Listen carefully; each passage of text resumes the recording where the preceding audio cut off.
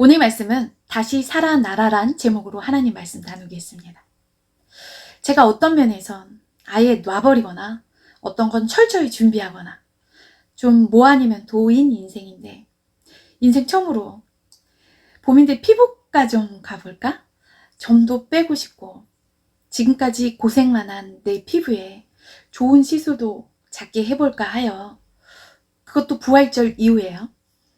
내 맘대로 결정하지 않고 이것도 미리 기도로 하나님께 하면 안 돼요 하나님? 하나님 이렇게 사정해서 허락의 징표를 받아 가보려고 하는데요. 그래서 막 레이저 자국도 몇 주 남는다고 해서 설교를 한 미리 넉넉하게 6편 정도는 지금 막 미리 작성해두고 찍고 있습니다. 전 살아있는 내 삶과 비추어 말씀을 전하려 그때그때 작성하기를 힘써왔는데, 이번엔 하나님께 사정했어요. 그랬더니 마치 그래 너 그동안 고생했다, 너도 하고 싶은 거 해봐라 하시듯 생일날 생일 선물로 계약을 하게 해주시며 이걸로 써라 하시듯 너무 감사했습니다. 생일날 계약한 건 처음이라 하나님의 허락이고 선물이라 확실히 느껴지는데요. 아니 뭐 딸이 해외여행 가겠다는 것도 아니고 좋은 차 산다는 것도 아니고 궁금해서 피부과 한번 가보겠다는 건데, 그래서 이 설교 외에 앞으로의 몇 주 설교들은 다 미리 만들어진 거다 라고 보시면 되시겠습니다. 성경으로 돌아가 오늘 성경에 선지자 엘리사는 죽어서 장사됩니다. 어느 날 사람들이 한 시체를 장사하려고 가고 있었어요.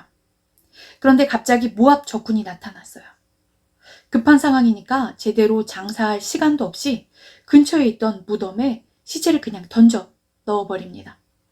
그 무덤이 바로 선지자 엘리사의 무덤이었어요. 놀랍게도 그 시체는 엘리사의 뼈에 닿는 순간 다시 살아나서 벌떡 일어나 자기 발로 서게 됩니다. 이게 무슨 일일까요? 어떻게 이런 일이 있을까요? 엘리사는 살아생전 놀라운 능력을 많이 보였던 선지자였어요. 그러나 이미 죽었어요. 그런데 그를 통해 하나님이 행하신 그 능력은 끝나지 않았습니다. 에스겔 47장에 보면 성전에서 흐르는 물이 가는 곳마다 죽은 것이 살아나는데요. 이것은 하나님의 생명이 흐르면 그 흐르는 곳의 환경이 바뀐다는 것인데요. 우리는 생명 전달자예요. 하나님 안에 있는 우리는 이미 살리는 존재로 부름받았습니다. 엘리사의 뼈처럼 접촉만으로 변화가 일어나는 사람, 굳이 뭘 하지 않아도 우리와 그들이 함께 있기만 해도 살아나는 사람, 회복을 일으키는 자. 얼마 전 유튜브에서 아이들 내용이 잠깐 나오는데, 아이들이 과수원에서 과일 따는 체험을 하다가 다툰 거예요. 남자아이 둘이 다툰 건데 선생님들이 다툰 이야기를 말해주더라고요. 내용이 너무 귀여운데요. 남자아이가 남자아이와 손을 잡았는데 손에 콧물이 묻어있더라는 거죠. 그래서 다른 아이는 그게 너무너무 기분이 나빠서 화가 난 거였어요. 콧물 묻힌 애는 일부러도 아닌데 얼마나 창피하고 기분이 이상하고 미안했겠어요. 결국 말로 해도 안 받아줘요.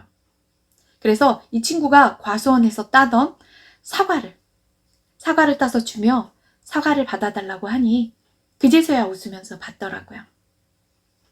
여튼 너무 웃기더라고요. 콧물 묻힌 거에도 아이들 사이에선 저렇게 사과를 해야 풀리다니. 작지만 이 일에 우린 알 수 있죠. 말 안 해도 알겠지. 이러고 상대를 과대평가해서든 뭐든 넘어가 버리면 오해가 생기고 거리가 생기게 됩니다. 이와 같이 행함이 없는 믿음은 그 자체가 죽은 것이라. 비단 다툼이 아니어도 소통이 필요하다 여기면 소통해야 해요. 말을 건네야 하죠. 소통하는데 때가 아니라서 하나님이 막으실까요? 아니요. 내가 먼저 하면 되는 거죠. 손 내미는 자. 하나님은 이 땅에서 우리의 인간관계도 존중하십니다.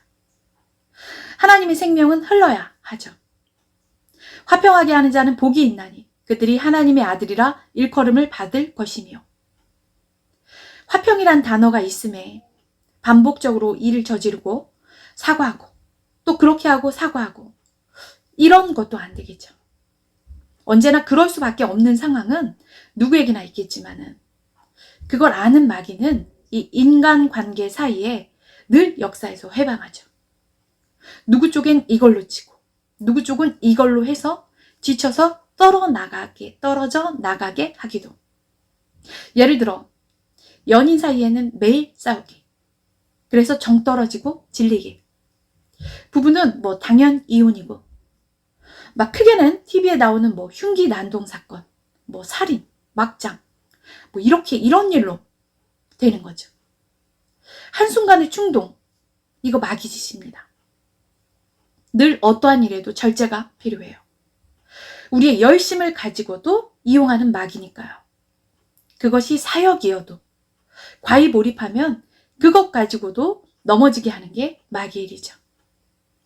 양쪽의 교묘의 역사에서 충동하고 감정을 건드립니다. 저에겐 거의 화나게 하는 걸로 역사하더라고요. 전 서두에 뭐 아니면 도라고 했잖아요. 그래서 저에겐 이렇게 속삭이죠. 보이진 않아도 제 생각으로. 너 화나지? 손 떼. 하지 말아버려. 이렇게. 저는 목사이기에 제가 먼저 누굴 일부러 화나게 하는 일은 없습니다. 그런데 상대를 용서해야 하는 입장에서 저도 누굴 용서하는 게 쉽지 않아요. 제가 용서한다면 그 사람을 이해해서라기보다는 이 일이 왜 이렇게 되었나요? 하나님께 여쭙고 알게 되어 그것이 마귀의 역사면 마귀한테 지기 싫어서 그를 용서하는 거겠지. 뭐 제가 큰 사람이어서 남달라서 인품이 훌륭해서가 아닙니다. 기본적인 인품은 있겠지만 누구든 마귀는 그 사람에 맞게 건드려요. 전 단지 영의 세계를 아는 것뿐, 분별하는 것뿐이죠. 마귀는 그 사람이 가장 화날 급소 부위를 치죠. 그런데 그런 일에 맞장구 치고 혈압을 올린다면 나를 노려서 관계를 깨려는 거기 때문에 마귀만 히히호호 신나기 때문에 제가 용서한다면 그것은 마귀를 이기려고입니다. 그냥 제 감정은 존중해서 내려두죠. 감정까지 더 억눌러가며 용서한 상대를 갑자기 받쳐줄 수는 없어요. 마귀의 역사더라도 그 사람의 단점, 약점, 생각을 틈탄 것이기 때문이죠. 저도 유튜브 하면서 알았어요. 저 연기 꽤나 잘하더라고요. 사형 미소, 매너 미소. 우리는 보이지 않는 존재가 역사한다는 걸 알아야 합니다. 그걸 알고 속지 않고 중심을 잡고 마귀에게 틈을 주지 않기 위해 모든 일에 과하지 않게 절제하면서 화평을 이루기에 노력하는 이 땅에서 다 같이 맞춰서 노력해 가야겠죠. 화평을 이루기 위해선 믿음의 사람, 그 어느 누구의 일방적인 희생을 말하는 것이 아니에요. 다 같이 해야죠. 그 관계를 죽음으로 몰고 가지 않는 것이 화평이고, 화평은 곧 죽음의 방향에서 살리는 지혜, 오늘 말씀에 흘러가는 생명의 한 부분, 영향력, 회복입니다. 전 가요는 락을 좋아하지만 찬양은 성악 쪽을 좋아하는데요. 제 남동생은 지금 그 일을 하지 않았으면 테너를 했을 거예요.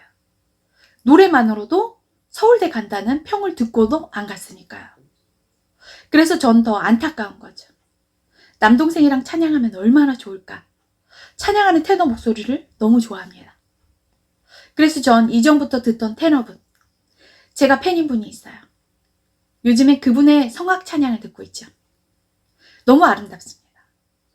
나중에 저도 쇼츠 말고 제대로 된 녹음으로 찬양을 해볼까 생각하는데 남동생 대신 나와 듀엣을 해주시면 좋겠다라는 생각까지도 요즘 문득문득 듭니다.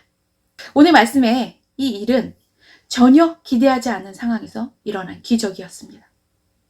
이 죽은 사람은 믿음으로 간 것도 아니고 기도한 것도 아니고 그냥 내던져진 상황이에요. 이건 무엇을 뜻할까요? 하나님은 우리가 준비가 안 된 순간에도 일하신다는 겁니다. 나는 끝났다 생각하는 순간에도 하나님은 일하고 계시죠. 죽은 것 같은 상황도 다시 살리실 수 있는 분이 하나님이신데요. 간증 하나를 소개시켜 드리려 합니다.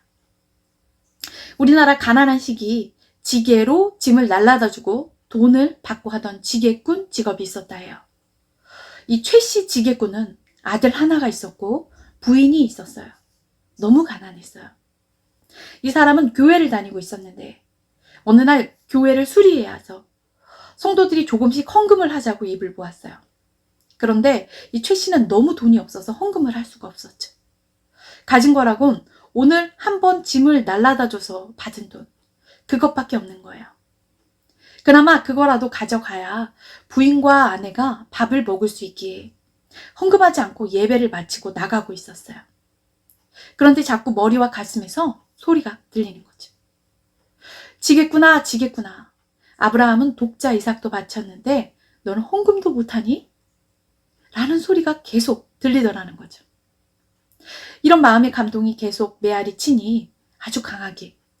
그리하여 그 마음을 뿌리치지 못하고 가지고 있던 돈을 모두 헌금함에 넣고 나온 거예요. 부인과 아들은 며칠 동안 밥도 먹지 못하고 있었고, 아들은 학교에서 강냉이 가루를 준 것을 자기가 먹으면 되는데 엄마를 가져다 주려고 들고 오던 길이었어요. 들고 개울가를 지나오다 영양실조에 걸려있던 아이는 거기서 넘어지더니 사람들이 안고 달려와서 숨을 쉬나 보니 이미 숨이 끊어진 거예요. 너무 슬픈 일이죠. 하나밖에 없는 아이가 못 먹고 살다가 그나마도 학교에서 받은 강냉이 가루를 엄마 갖다 주려고 가지고 오다가 죽은 거예요. 남자는 집에 돌아와서 자식의 시체를 보고 너무 슬프다 못해 망연자실했어요. 그렇게 울고불고 있을 때 지나가던 한 나그네가 들어왔어요. 하루 좀 재워줄 수 있냐고. 최 씨는 미안하지만 오늘 우리 하나밖에 없는 아들이 죽어서 그럴 수 없겠다고. 그러자 이 나그네는 펄펄 뛰면서 언제 죽었어? 여차저차 말하니 아니 왜 그런데 가만히 있어? 살려달라 기도를 해야지 라고 하는 거예요. 말이 안 되죠. 이미 죽었는데 무슨 기도를. 그런데 이 나그네는 펄펄 뛰며 기도해야 된다고 팔을 걷어붙이고는 이 아이를 잡고 몇 시간이 걸려 계속 기도를 하는 거예요. 그렇게 시간이 흘렀는데 이게 웬일? 아이가 일어나더려. 말이 안 되죠. 기적이죠. 이 부부는 너무 놀란 거죠. 세상에. 어떻게 기도로 죽은 애를 살렸지? 보고도 믿지 않은 거죠. 이후 이 최 씨는 부유해져서 교회를 몇 개씩 짓는 장로님이 되셨고 그의 살아있는 그 간증인데 섬기던 교회에서 들었던 내용이죠. 성경에서도 엘리사가 죽은 아이 위에 엎드려 기도하자 아이의 몸이 따뜻해지더니 아이가 7번 재채기를 하고 다시 살아나는 일이 있었죠. 기도를 통해 죽은 것이 살아나는 역사. 이같이 하나님의 은혜는 놀랍습니다. 마귀는 죽이는 영이지만 하나님은 살리시는 영입니다. 사람은 죽어도 하나님이 그 사람을 통해 하신 일은 죽지 않습니다. 하나님이 쓰신 사람의 영향력은 죽음으로도 끝나지 않는데요. 링컨 같은 경우 흑인 노예들을 죽음에서 자유의 길로 풀어줬죠. 링컨이 죽고 난 후에도 그 일로 흑인들은 지금까지도 자유를 누리고 있죠. 5만 번의 기도 응답으로 유명한 조지 밀러는 수천 명의 고아를 먹여 살린 평생 1만 명 이상 고아를 오직 기도로 먹여 살리고 고아원 몇십 개를 운영했어요. 사람들은 하나님을 눈으로 못 보지만 뮬러의 삶을 통해서 하나님 진짜 살아계신 애를 보게 되었죠. 기도가 종교 행위가 아니라 고아들을 위해 기도하니 실제로 식사 시간 빈접시만 바라보던 아이들에게 시간 맞춰 빵이 오고 우유가 오고 그 아이들에게 영적으로 육적으로 생명이 되는 통로, 기도를 현실적인 능력으로 증명한 자이죠. 그의 뜻대로 무엇을 구하면 들으시니라. 구한 그것을 얻은 줄을 또한 아느니라. 고아들을 먹이기 위해 기도한 것. 그게 하나님 뜻에 합당했던 거죠. 그러니 단 한 번도 사람에게 요구하지 않고 오직 하나님께만 고아들을 일용할 양식을 위해 기도했는데 그걸 다 들어주신 사랑의 하나님. 그의 기록과 간증 때문에 지금까지도 수많은 사람들이 나도 기도하면 된다 라는 믿음을 가지게 됐는데요. 이런 독보적인 영향력은 그가 죽어도 사라지지 않죠. 그의 기도의 응답의 영향력으로 하나님을 모르는 누군가들을 지금도 계속 살려내고 있습니다. 이런 살리는 영향력. 말씀을 맺습니다. 우리는 오늘 엘리사처럼 살리는 사람입니다. 죽어있는 자를 기적적으로 기도로 살리며 죽어서도 영향력을 끼치며 살리는 사람. 우리가 가는 곳마다 분위기가 바뀌고 죽어가던 사람들이 살아납니다. 오늘 말씀의 죽은 시체는 그냥 시체가 뼈에 닿자마자 즉시 살아났어요. 기도도 과정도 없었습니다. 그저 죽은 선지자의 뼈에 닿자마자 그 남은 영향력으로 역사했습니다. 하나님의 능력은 그 사람의 생사에 제한되지 않습니다. 하나님은 엘리사의 뼈를 사람을 살리시는 회복의 도구로 사용하셨습니다. 우리는 오늘 말씀을 살리는 자, 치유하는 자, 회복시키는 자입니다. 우리도 오늘 이렇게 우리가 가는 자리마다 죽어있던 관계가 살아나고 막혀있던 길이 열리고 메말랐던 마음을 다시 살아나게 하는, 가는 곳마다 화평케 하는, 살리는 사람들, 죽어서도 살리는 영향력을 끼치는, 하나님의 생명을 흘려보내는 존귀한 통로로 서시는 복된 인생 되시기를 주님의 이름으로 사랑하고 축복합니다.